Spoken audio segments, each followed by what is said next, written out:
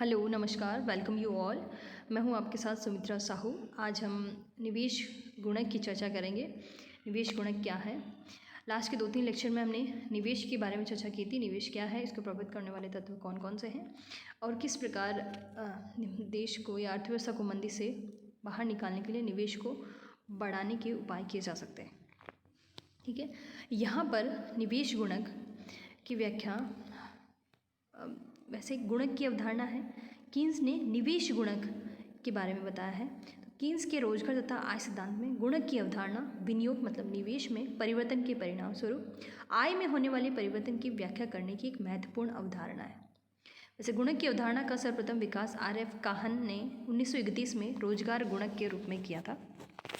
सबसे पहले RF काहन ने एम्प्लॉयमेंट मल्टीप्लायर के रूप में गुणक की अवधारणा दी थी, जिसमें उन्होंने यही बताया था कि एम्प्लॉयमेंट में वृद्धि के साथ साथ हमारी राष्ट्रीय आय पे क्या प्रभाव पड़ रहा है उस तरह से। पर इसी को प्रोफेसर कीन्स ने इस अवधारणा का प्रयोग करते हुए निवेश तथा आय के परिवर्तन की प्रक्रिया की व्याख्या करने में किया है। ये कीन्स के रोजगार सिद्धांत का अभिन्न अंग है। अब हम इसमें गुणक का अर्थ देखते हैं। गुणक क्या है? निवेश गुणक स्पेशली देश में कुल निवेश में परिवर्तन के फलस्वरूप राष्ट्रीय आय में होने वाले परिवर्तन के अनुपात को गुणक कहा जाता है। देखिए यहाँ पर बात आई है कि कुल निवेश में परिवर्तन, इन्वेस्टमेंट में परिवर्तन के फलस्वरूप राष्ट्रीय आय में क्या परिवर्तन हो रहा है। ठीक है, उसे हम क्या बोल रहे हैं? निवेश गुणक। कीन्स का निवेश गुणक ऐसा गुणांक है जो निवेश में हुई वृद्धि को आय की वृद्धि से संबंध करता है या उन दोनों में संबंध बताता है। इसे बीज गणितीय सूत्र में इस तरह से लिख सकते हैं। के क्या है यहाँ पर? K equal to del Y upon del I. Delta परिवर्तन को बताता है हमेशा, तो आय में परिवर्तन के फलस्वरूप वाई में कितना परिवर्तन हुआ और इन दोनों के बीच का जो अनुपात है वो क्या है? गुणक है। फॉर एग्जांपल हम देखते हैं कि यदि इकोनॉमी में 100 करोड़ रुपए की निवेश में वृद्धि की गई तो हम ये देखते हैं कि जो राष्ट्रीय आय है वो न केवल 100 करोड़ रुपए बढ़ती है बल्कि उसमें कई गुना वृद्धि देखने को मिलती है। तो जैसे कुल आय में यदि 400 करोड़ की वृद्धि हुई है तो यहाँ पर गुणक क्या होगा? 4 के बराबर। ये डिपेंड करता है कि गुणक की वैल्यू क्या होगी, उसके बराबर आपकी राष्ट्रीय आय में वृद्धि होगी। तो गुणक किस पर निर्भर करता है वो भी हम देखेंगे। तो यहाँ पर जैसे हमने देखा 400/100 इंटू बराबर यहाँ पर आए आपके 4, तो गुणक की जो वैल्यू है वो 4 है। ये कितनी भी हो सकती है। गुणक की वैल्यू 4 होने का क्या मतलब है कि यदि अर्थव्यवस्था में 100 करोड़ रुपए की वृद्धि हुई है तो राष्ट्रीय आय में कितनी वृद्धि होगी? 4 गुना वृद्धि होगी।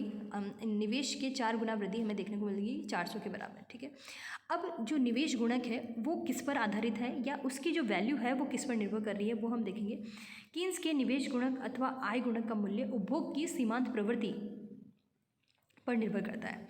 ठीक है, उपभोग की सीमांत प्रवृत्ति क्या है ये हमने देख ली थी। उपभोग की सीमांत प्रवृत्ति del C upon del Y, यानी कि राष्ट्रीय आय में परिवर्तन के फलस्वरूप उपभोग में कितना परिवर्तन हो रहा है। या फिर हम व्यक्तिगत किसी बात करें उसमें, तो किसी एक व्यक्ति की यदि इनकम में परिवर्तन होने पर वो अपने उपभोग में कितने प्रतिशत परिवर्तन करता है, तो वो क्या है? उसकी MPC। जैसे मेरी पहले जो इनकम थी वो 100 रुपये थी, आज बढ़कर तब मैं अपनी इन 100 रुपये में से 60 रुपये कंजम्पशन पे खर्च कर रही थी। तो मेरी APC तो थी 0.6, मतलब 60% में अपने उपभोग पर खर्च कर रही हूँ। अब क्या हुआ? मेरी इनकम बढ़कर 100 से 200 रुपये हो गई। तो अब मैं यदि इनकम में परिवर्तन कितना हुआ? 100 रुपये के बराबर है ना, 100 रुपये के बराबर हुआ। तो कंजम्पशन में मैंने क्या किया? कंजम्पशन में 40 रुपये बढ़ाए। तो मेरी MPC क्या है? 0.4, मतलब प्रत्येक 100 रुपये बढ़ने पर मैं अपनी कंजम्पशन पे 40 रुपये मैं कंजम्पशन पे खर्च करती हूँ और 60 रुपये सेव कर रही हूँ। तो MPC क्या है? इनकम में परिवर्तन के फलस्वरूप उपभोग में आप कितना परिवर्तन कर रहे हो वो आपकी MPC को बताता है। तो जो गुणक की जो वैल्यू है वो आपकी MPC पर निर्भर करती है। तो इसको इसका जो फॉर्मूला है वो इस तरह से आप देख सकते हो। K क्या है? 1/1 माइनस MPC।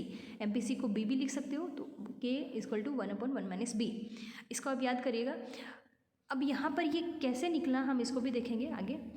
इसमें B उपभोग की सीमांत प्रवृत्ति का सूचक है। अगर सीमांत उपभोग प्रवृत्ति को 1 में से घटा दे तो हमें बचत की सीमांत प्रवृत्ति प्राप्त होती है। इसके बारे में हमने डिस्कस किया था कि जो MPC है और MPS है प्लस MPS है, ये क्या होता है? इक्वल टू 1 होता है ना। अब यदि इसको हम उधर ले जाए, MPC निकालना है तो MPC को हम एक तरह से और भी लिख सकते हैं, MPC equal to 1 minus MPS। ठीक है, इसी तरह से हम MPS को, यदि MPS निकालना है तो हम 1 माइनस MPC लिख सकते हैं। ठीक है, क्योंकि दोनों की वैल्यू इक्वल है। तब यदि हम 1 माइनस MPC की जगह MPS लिख दें यहाँ पर, तो भी हमारे गुणक की वैल्यू आ जाएगी। गुणक क्या है, 1/1 MPS marginal propensity to save या बचत की सीमांत प्रवृत्ति। तो हम यहाँ पर क्या कह सकते हैं कि गुणक की value marginal propensity to save या बचत की सीमांत प्रवृत्ति के व्युत्क्रम होती है या उसके उल्टा। आप देख सकते हैं यदि MPS 1/2 है तो गुणक का मूल्य क्या होगा, 2 होगा। इसी प्रकार MPC 0.8 है तो गुणक 5, अगर MPC 3/4 है तो गुणक 4, और अगर MPC 1 है तो गुणक की वैल्यू अनंत होगी।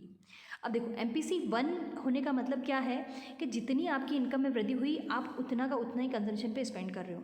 मतलब 100 रुपये यदि वृद्धि हुई तो 100 रुपये के 100 रुपये आपने क्या किया, उपभोग पर खर्च कर दिए। लेकिन हम प्राय हम देखते हैं कि ऐसा नहीं होता। यदि जितनी हमारी इनकम में वृद्धि होती है तो उसका एक भाग बचाया जाता है और एक भाग बुक पे खर्च किया जाता है। इसलिए जो MPC की वैल्यू है 0 और 1 के बीच में लाई करती है। ठीक है, अब इसी को हम रेखाचित्र के माध्यम से भी देखेंगे कि किस तरह से गुणक को समझने में आसानी होती है रेखाचित्र के माध्यम से। तो इसको रेखाचित्र के माध्यम से हम देख सकते हैं। अब यहाँ पर देखो OX एक्सिस पे Y को लिया है, मतलब इनकम को, OY एक्सिस पे उपभोग और निवेश को हमने लिया है। जो OY रेखा है ये हमारी एक रेफरेंस लाइन भी है, 45 डिग्री पे हमने इसको ड्रॉ किया है, जो हमें y equal to C plus I, जहाँ पर y C प्लस आई के बराबर है। मतलब aggregate demand equal to aggregate supply भी बोल सकते हो, या राष्ट्रीय आय हमारी एग्रीगेट डिमांड के बराबर है इस लाइन पे। ठीक है, अब यहाँ पर हमने C प्लस आई एक लाइन ड्रॉ करी है, ये जो हमारी एग्रीगेट डिमांड कर्व को भी बता रही है।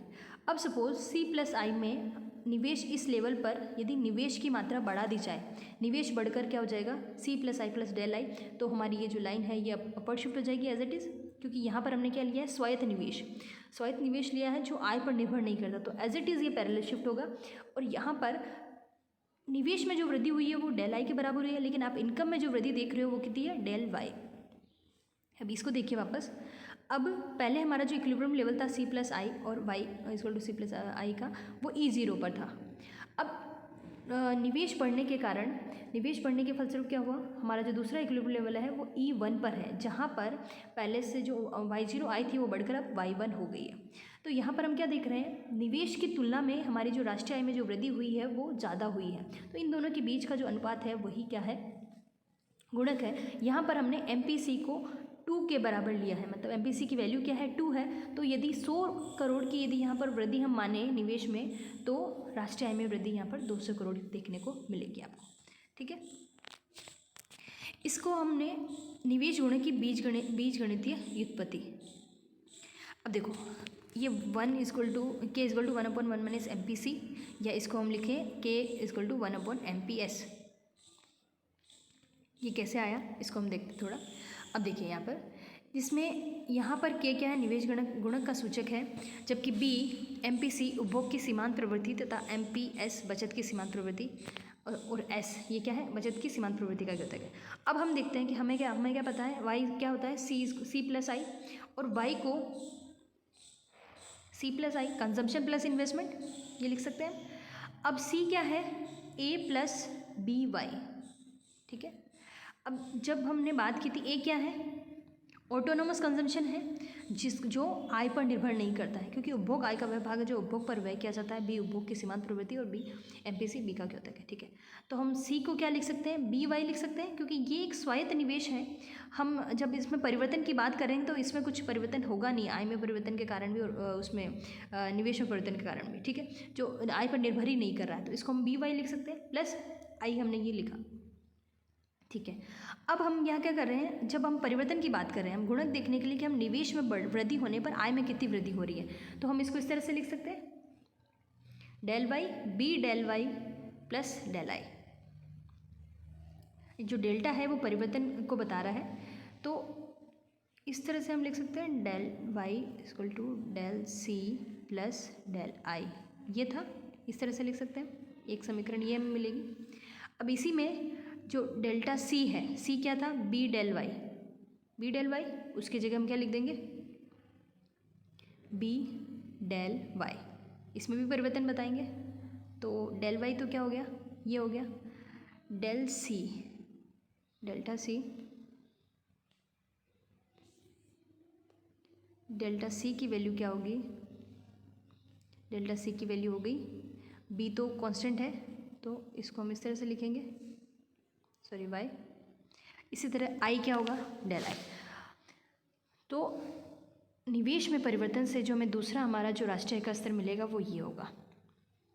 अब इसको हम थोड़ा सॉल्व करें मैथमेटिकली, तो ये डेल्टा वाई और डेल्टा वाई जब बराबर है, एक जैसी चीज़ों को हम एक तरफ ले आते हैं तो डेल आई इधर रह जाएगा, delta Y minus B delta Y equal to delta I.